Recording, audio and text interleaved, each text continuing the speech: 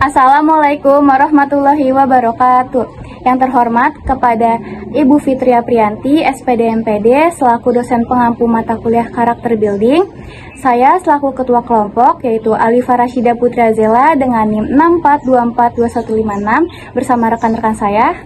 Saya Salwa Ain Sabila dengan NIM 64241405. Saya Nurlita dengan NIM 64241499. Saya Syakira Zara Najwa dengan NIM 64240366. Saya Salsabila Jasmina Zahra dengan NIM 64240788.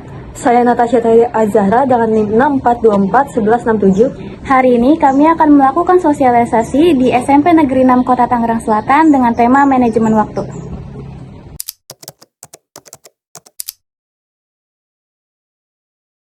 Assalamualaikum warahmatullahi wabarakatuh.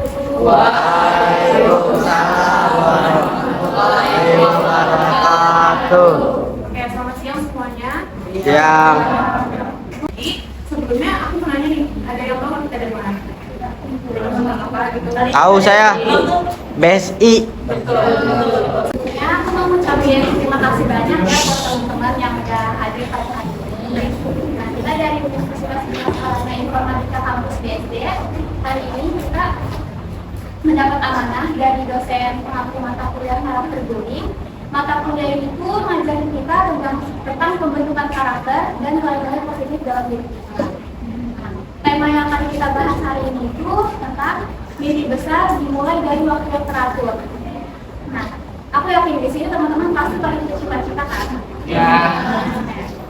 Pasti ada yang pengen jadi dokter, guru, pramugari, polisi, atau IT, atau yang lain-lain. Nah, tapi kalian tahu nggak sih kalau semua ini itu bisa kita capai kalau kita bisa mengatur waktu dengan baik mulai dari sekarang.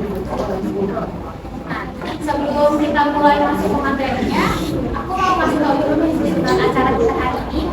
Yang pertama itu tadi ada pembahasan absen, yang kedua pembukaan dan pengenalan, yang ketiga ada pemaparan materi, yang keempat sesi tanya jawab, yang terakhir itu ada penutup dan foto bersama. Sebelumnya kita kenalan dulu ya. Halo semuanya. Hai. Perkenalkan, nama aku Alifa Rashida Putra Zela. Kalian bisa panggil aku Kak Alifa. Hai, salam kenal. Aku dari Kak Jasmine dulu. Oke, halo semuanya. Nama aku Jasmine. Kalian bisa panggil aku Kak Jasmine. Salam kenal semuanya. Halo semuanya. Perkenalkan, nama aku Syakira Zara Najwa. Kalian bisa panggil aku Kak Syakira. Begitu. Halo semuanya. Hai. Perkenalkan, nama aku Tasya. Salam kenal. Halo semuanya. Perkenalkan, nama aku Salwa. Kalian bisa panggil aku Mbak Salwa. Salam kenal semuanya. Halo semua. Hai. Nama aku Maya Nurlita. Kalian bisa panggil aku Maya. Halo Kak Maya. Itu kemudian perkenalan kami. Sebelum kita masuk ke pemaparan materi, apa teman-teman di sini bisa menyimak dengan baik karena nanti akan ada banyak hal yang bisa dipelajari dan yang perhatian dari mereka. Jadi aku bakal jelasin apa itu manajemen waktu. Manajemen waktu merupakan kemampuan untuk mengatur dan memaksimalkan penggunaan waktu secara efektif agar dapat mencapai tujuan dengan lebih produktif dan efisien. Sebelumnya aku mau nanya dulu nih, ada yang ikut organisasi OSIS gak di sini? Nanti yang ikut organisasi tadi sama ekstrakurikuler, ngerasa gak kalau kalian tuh merasa lebih sibuk dari yang gak ikut? Dan agak susah buat nge-handle waktunya? Ngerasa kan? Oke, jadi hari ini aku mau kasih kalian beberapa teknik yang bisa kalian lakuin buat manajemen waktu kalian. Tadi manajemen itu apa Kak? Mengatur waktu. Jadi biar kalian gak hektik gitu pas waktunya. Biar balance antara akademik sama non-akademik. Yang pertama, teknik yang bisa kalian lakuin itu kelihatan nggak? Baca nggak? Coba baca apa? Eisenhower.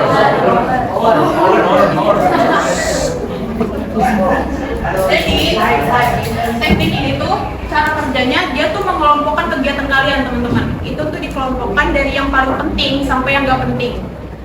Itu dikelompokkan berdasarkan 4 kuadran. Jadi, misal kuadran 1 itu untuk kegiatan yang penting dan mendesak. Nanti contohnya bakal dijelasin sama Kak. Terus kuadran kedua itu buat kegiatan yang penting tapi nggak begitu mendesak. Ngerti kan perbedaannya? Oke. Kuadran yang ketiga itu untuk kegiatan yang sebenarnya nggak penting, tapi kalau kalian mau dan kalian punya waktu, kalian bisa ngelakuin itu. Untuk kuadran keempat itu kegiatan yang kalau perlu nggak dilakuin atau kalau bisa dikurangi waktunya kayak main HP tuh. Selanjutnya ada teknik prioritas. Teknik prioritas ini bertujuan untuk membantu kita menentukan mana yang harus dilakukan terlebih dahulu dan mana yang harus ditunda.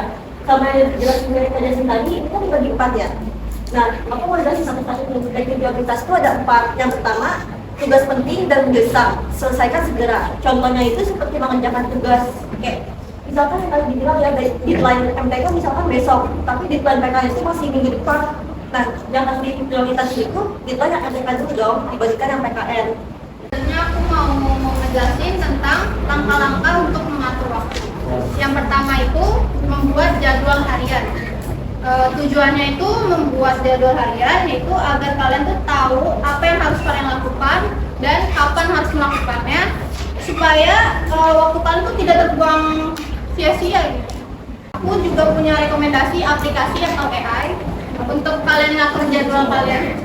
Pertama Google Calendar, kalian bisa banget pakai Google Calendar. Itu kan juga udah banyak kayak hari-hari tanggal merahnya udah terdetek.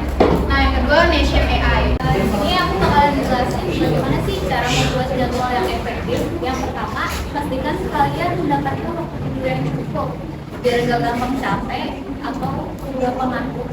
Yang kedua sisihkan waktu untuk istirahat atau melakukan hobi. Cari waktu buat nyantai, ngobrol, atau main game, atau melakukan hal yang kalian suka. Nah, yang terakhir ada hindari prokrastinasi. Apa sih prokrastinasi itu? Prokrastinasi itu adalah kebiasaan menunda pekerjaan meskipun tahu dampaknya buruk. Nah, jadi kalian ini jangan sering-sering nunda pekerjaan ya, karena itu dampaknya itu buruk banget. Bisa jadi kayak kalian yang sendiri atau gimana gitu. Selanjutnya kita akan memasuki sesi tanya jawab. Buat teman-teman yang mau bertanya, boleh banget angkat tangan, sebutin nama dan Oke, karena nggak ada yang nanya, berarti aku aja yang nanya ya.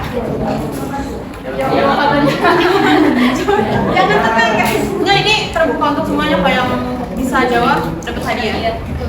Jadi tadi kan aku udah ngejelasin nih 3 teknik yang bisa kalian gunain buat ngatur waktu kalian. Tadi aku mau jelasin tentang Pomodoro teknik. Ada yang bisa jelasin nggak cara kerjanya Pomodoro teknik ini gimana? Assalamualaikum warahmatullahi wabarakatuh.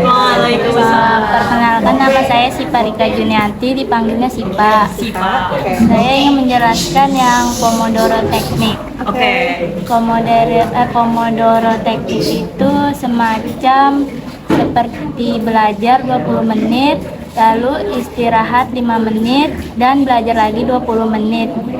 Dengan sesi kedua, iya sesi 2 jam. Seterusnya ngelakuin kegiatan yang kita mau. Oke. Sekian. Tadi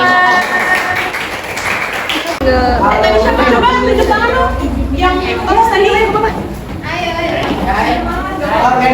Kalian berdua lagi pelajaran kayak sekarang informatika. Terus ternyata ada tugas nih informatika dan harus dikerjakan besok. Tapi keadaannya kalian tuh disuruh keluar kelas dan mengikuti rapat yang pulangnya tuh sampai sore gitu misalnya. Nah, gimana cara kalian mengatur waktu biar kalian bisa tetap balance antara akademik sama non akademik ini? Assalamualaikum warahmatullahi wabarakatuh. Waalaikumsalam warahmatullahi wabarakatuh. Tampaknya lucu banget sih. Nama saya Muhammad Zaidan Faizan Doklo. Untuk mengatur waktu antara non akademik dan akademik, biasanya jika tugas ini bisa dikumpulkan untuk minggu kedepannya atau keesokan harinya, biasanya saya kalau non akademik didahulukan untuk hari itu. Jika tugasnya untuk minggu kedepannya mungkin bisa dikerjakan saat malam hari setelah mungkin pulang sekolah, bisa sehabis istirahat, melakukan aktivitas yang lain baru mengerjakan. Oke, betul. ya teman-teman. Ya, materi yang udah kita sampaikan tadi, semoga teman-teman bisa mengambil manfaatnya gitu ya. Terima kasih semuanya.